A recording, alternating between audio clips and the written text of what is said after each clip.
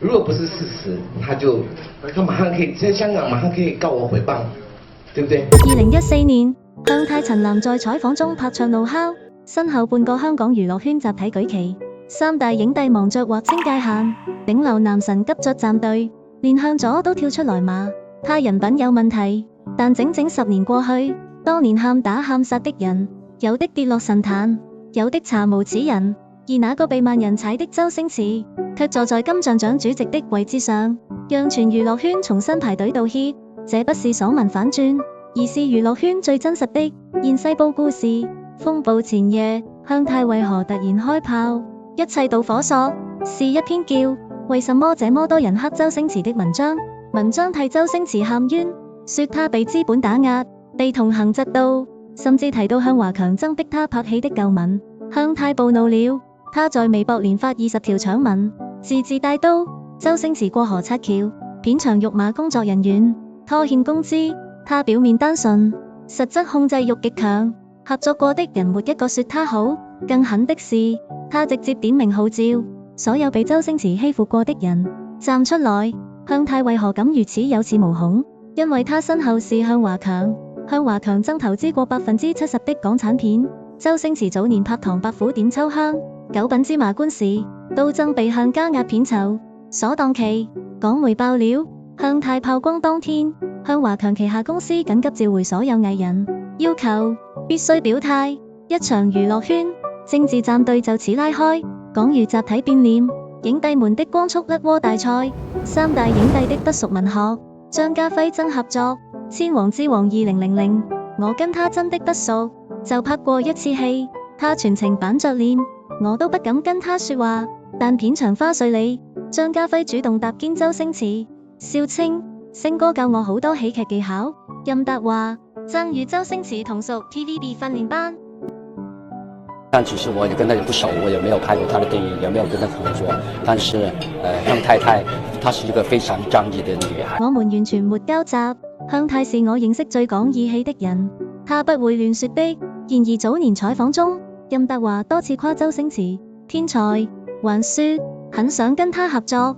劉青雲正在整蠱專家客串，他拍戲從不溝通，我當他是透明人，不想評價。但整蠱專家導演王晶爆料，劉青雲當時天天追着周星馳請教喜劇節奏。我只是清楚說，在以前、現在、未來，向先生永遠是我的朋友。網友翻出1990年兩人在賭俠片場勾肩搭背的照片，劉德華曾說：星仔是我見過最有靈氣的演員，最扎心一幕。向佐的才華與人品各列論，他的電影我從小看到大，但私下接觸後，我真的不認可他的為人。但向佐出道時，曾多次求周星馳帶他拍戲，被拒後才轉頭罵裝清高。當港星們集體表演翻臉如翻書時，周星馳的工作室只發了一條簡短聲明，感謝大家關注，專注電影，其他不予回應，沒有開撕，沒有爆料，甚至沒有一句解釋。內地明星的寶刀與爭議風暴從香港燒到內地，李成儒在身臨其境公開批評周星馳的喜劇太無厘頭了，美人魚裏那些橋段根本不算表演。但網友發現李成儒曾在私人聚會模仿《大話西遊》經典台詞，笑到流淚。陸小玲同炮轟《大話西遊》，把孫悟空改成談戀愛，這是糟蹋傳統文化。周星馳應該給全國觀眾道歉。然而他自己後來主演的財迷豆瓣2.4分，直播賣片被罵，晚節不保。當老藝術家們忙着批判時，年輕觀眾卻用腳投票。《大話西遊》在 B 站播放量破10億，彈幕滿屏，欠星爺一張電影票。喜劇之王片段被剪輯成千萬次短視頻素材，配文清一色看懂已是劇中人。沉默的力量，周星馳用10年完成的逆襲，時間快進至2024年。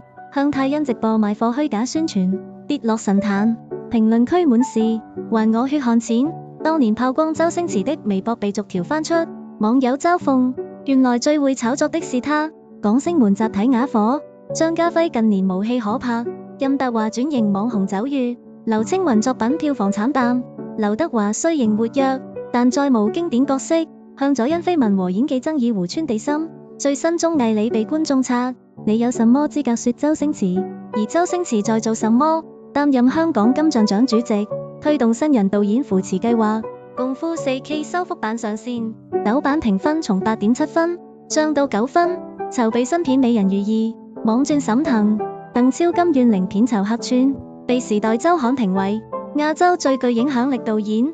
評語是：他用無厘頭解構世界，用沉默對抗流言。當年罵他人品差的人，現在忙着刪微博做公益玩磚。當年說他無厘頭的作品，成了北京電影學院教材，短視頻時代的精神圖騰。這不是風水輪流轉，而是娛樂圈最殘酷的真相。流量會過期，資本會退場，只有作品能永遠站着說話。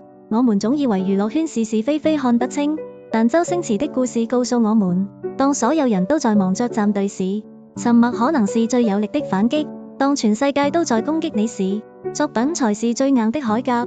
那些年我們追過的星爺，從來不是完美的聖人，他只是個躲在攝像機後，用笑中帶淚的故事治癒世界的普通人。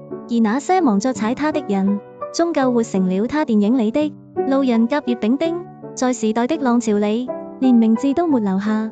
如果你也曾為周星馳的電影笑過、哭過，不妨在評論區寫下一句經典台詞，讓我們看看真正的頂流永遠活在多少人的青春裏。因為有些東西比熱搜長久，比流量真誠，那是一代人共同的記憶和永不褪色的真心。